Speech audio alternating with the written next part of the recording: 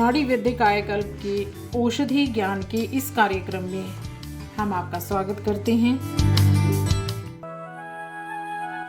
औषधि ज्ञान की श्रृंखला में आज हम बात करते हैं नाग केसर के विषय में।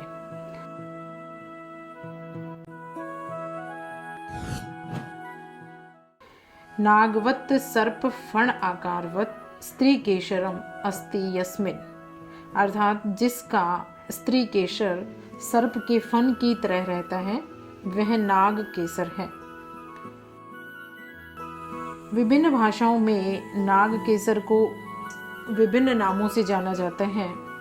जैसे संस्कृत भाषा में इसको नाग पुष्प का नाम दिया गया है, वहीं पर हिंदी भाषा में नाग केसर या पीला नाग केसर कहा जाता है। बंगाली भाषा में इसको नागेश्वर, मराठी भाषा में नाग केसर कहा जाता है, गुजराती भाषा में पीलू नाग केसर के नाम से इसको जानते हैं।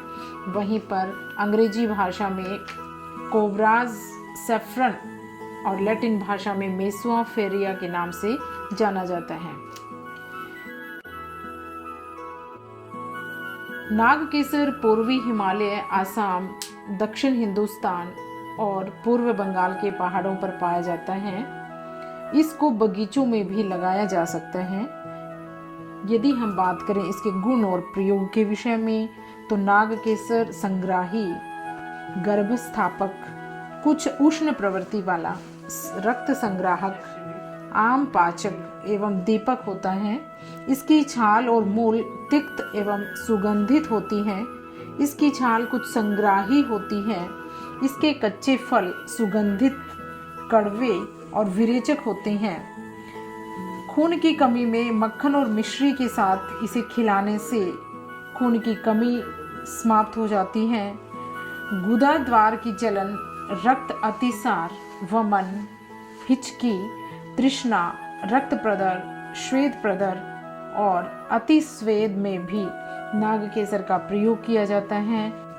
नाग केसर के और अधिक औषधीय गुणों के बारे में जानने के लिए आइए जानते हैं नाड़ी तंत्र विशेषज्ञ वैद्य राज सत्यप्रकाश आर्य जी से। नमस्तुभ्यम नमाम्यहम् सहोदर हे आर्य राष्ट्र के रहने वाले मेरे हम उम्र भाइयों, आप सभी को मेरा नमस्कार है। स्वागत है आप सभी का अपने पसंदीदा प्रोग्राम नाड़ी वैद्य कायाकल्प के अंदर। आज हम बात करते हैं नाग केसर की। नाग केसर, केसर ये बहुत प्रकार की मिलती ही औषधियां हैं, लेकिन गुण बड़े गुणकारी। जिन महिलाओं को बच्चा गिर जाता है उन महिलाओं को अगर नाग केसर के पानी के साथ मिश्री मिला के पिला दिया जाए तो बच्चा कभी गिरता नहीं है। जो महिलाएं कहती हैं कि दिन नहीं चढ़ते हैं, अगर वो महिलाएं नाग केसर के पानी का माहवारी के पश्चात प्रयोग करते हैं तो बच्चा रुक जाता है। यह रक्त को रोकने वाला है, आम का पाचन करने वाला है। जहां कहते हैं ना पेट साफ नहीं होता, म्यूकस आता, आम आता है। एलोपैथी वाले कहते हैं अमीबाइसिस होता है, वहां हम इसके पानी का प्रयोग करें, क्योंकि नाग केसर जो दीपक है ये आपकी अग्नियों को तेज करता है। ये पाचक है, डाइजेस्टिव भी है। और इसकी छाल को जो मूल है यह बहुत ही सुगंधित होता है। और इसकी छाल को अगर दस्त लग रहे हैं तो वहां अगर इसके छाल के पानी को पिला दिया जाए तो ये नाग केसर की छाल का पानी जो है दस्त को रोक देता है। बहुत से लोग अफीम खिला करके दस्त को रोकते हैं, उससे क्या होगा, आपकी आंतें कमजोर हो जाएंगी। लेकिन अगर नाग केसर की छाल के पानी से आप दस्त को रोकते हैं, क्योंकि दस्त के दो कारण हैं, एक तो आपका डाइजेशन कमजोर होना, एक आपकी अग्नि का मंद होना। यह आपकी अग्नि को तेज करेगा और डाइजेस्टिव है, कफ का शमन करते हैं, अमीबाइसिस रोग को ये सदा के लिए दूर कर देता है। और खूनी बवासीर के अंदर नाग केसर के पाउडर को मिश्री और घी में मिलाकर के अगर प्रयोग कर दिया जाए तो खून का गिरना बंद कर देता है। और इसी नाग केसर को मक्खन के साथ मिला करके, मिश्री के साथ मिला करके, जहां एमनोहोरिया, जहां महीने रुकने का समय, जहां रजस्राव रुकने का समय आ गया, बड़ी एज में 40 के बाद जब रुकता है, उस समय पर अगर अतिस्राव हो जाता तो ऐसी अवस्था में इसको मक्खन और मिश्री के साथ मिलाकर नाग केसर के चूर्ण को खिला दिया जाए तो अतिस्राव को रोक देता है और ये महीना जो धीरे धीरे आराम से रुक जाता है।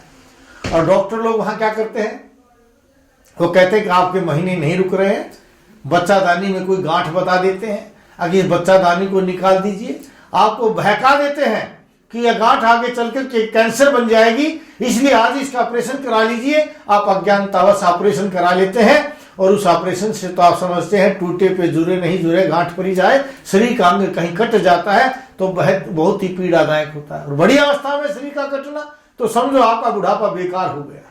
और उनकी बात को मान भी लिया जाए, आज कैंसर नहीं है कल कैंसर बन जाएगा, इनका इलाज करने के पश्चात 2-2.5 महीने में 2-2.5 साल में फिर कैंसर बन जाता है, तो जो बीमारी हमें 7 साल बाद आनी थी उसको आज ही क्यों लेके आएंगे।